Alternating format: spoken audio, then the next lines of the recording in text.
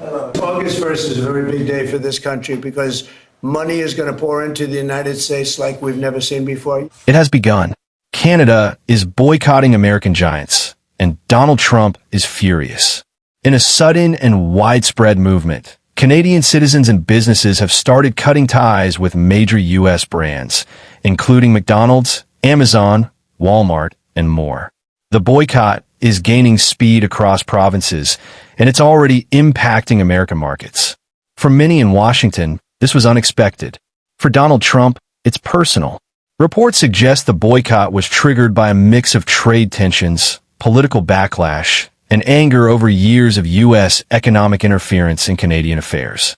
On social media, hashtags like Boycott America and Buy Canadian are trending nationwide.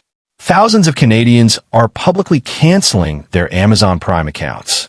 McDonald's locations across the country have reported steep drops in foot traffic.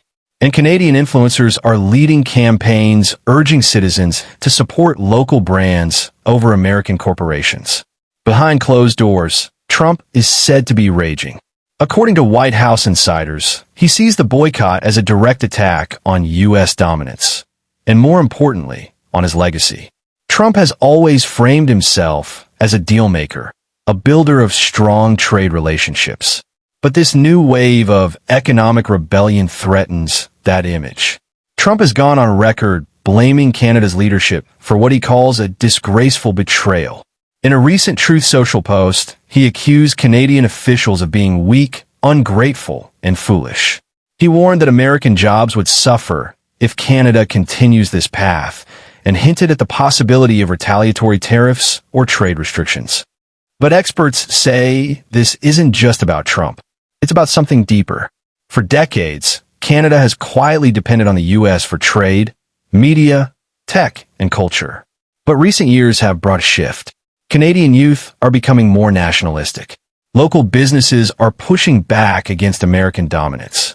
And the economic pain caused by U.S. inflation and supply chain issues has made things worse.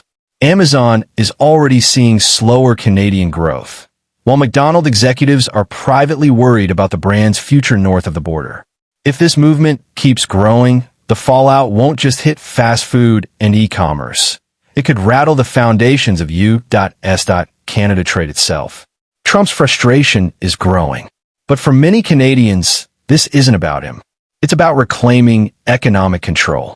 And if more countries start following Canada's lead, it could mark the beginning of a new era, one where America's corporate empire starts to crack. Will Trump retaliate?